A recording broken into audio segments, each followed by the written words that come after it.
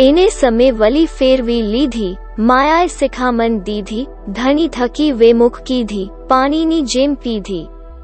इसी समय माया ने अपनी कुटिलतापूर्ण सीख देकर पुनः मेरी बुद्धि को भ्रमित कर दिया। धामधनी से विमुख कर वो मुझे पानी की तरह पी गई, अर्थात इसने मुझे धनी की सेवा और दर्शन से विमुख करा दिया।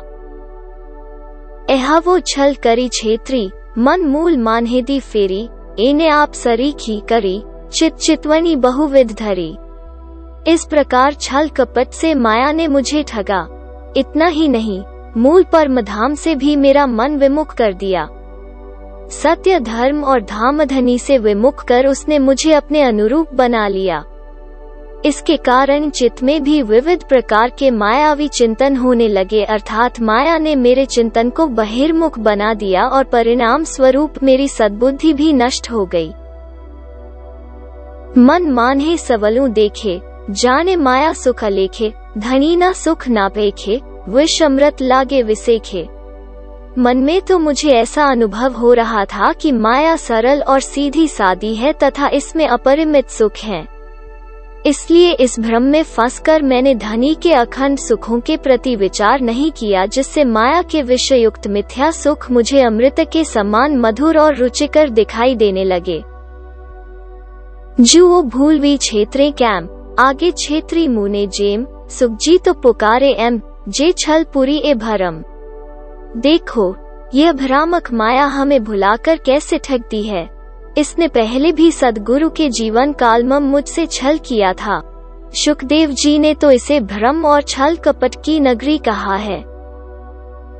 अही सोहेली थई तम थकी, एहने ओलक तू कोई न थी, सुखदेवे तो काइक कथी, बीजा रह्या मथी मथी।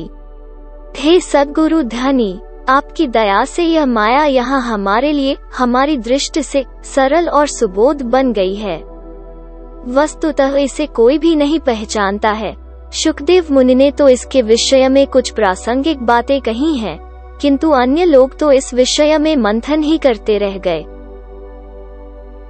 एहने निर्मूल करी नाखी तमे, हजी जो पे जानी न थी अमे, एहना रमाड्या सहु रमे, मान्हे बंधाना सहु को भमे।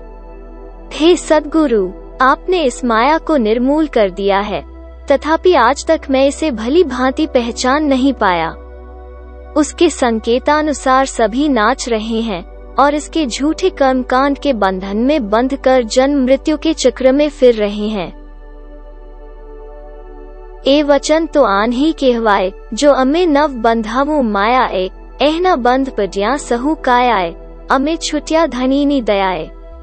माया के विषय में इस प्रकार के वचन तभी कहे जा सकते हैं जब हम स्वयं उसके बंधन में फंसे न हों। उसके बंधन में तो सभी शरीरधारी जीव बंधे हुए हैं, जबकि मैं धनी की कृपा के कारण इससे मुक्त हो सका हूँ। एम 14 लोकमा कोई नव कहे, जे पार माया नो आलहे, मोटी मत धनीमा रहे, बीजा भार पुस्तक के रावहे। 14 लोक ब्रह्मांड में इस प्रकार कोई नहीं कह सकता कि उसने माया का पार पा लिया है। प्रियतम धनी के चरणों में रहने वाली बुद्धि ही श्रेष्ठ बुद्धि, महामति श्रेष्ठ ज्ञान कहलाती है। अन्य लोग तो पुस्तक से प्राप्त ज्ञान का भार ही उठा रहे हैं। शास्त्र पुराण वेदांत जो, भागवत पूरे साख, नहीं कथा ए दंतनी, सतवाणी ए वाक।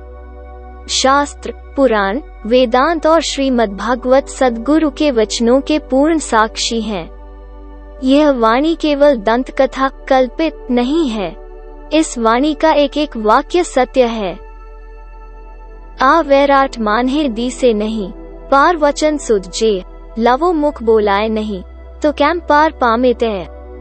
इस जगत में ऐसा कोई भी व्यक्ति दिखाई नहीं देता जिसको पार के वचनों, संसार से परे शून्य निराकार तथा इससे परे अक्षर और अक्षरातीत की सूझ हो। परम पद अक्षरातीत के विषय में तो अंश मात्र का उच्चारण भी मुख से नहीं हो सकता, तो यह पुस्तकीय ज्ञान परम तत्व का पार कैसे पा सकता है।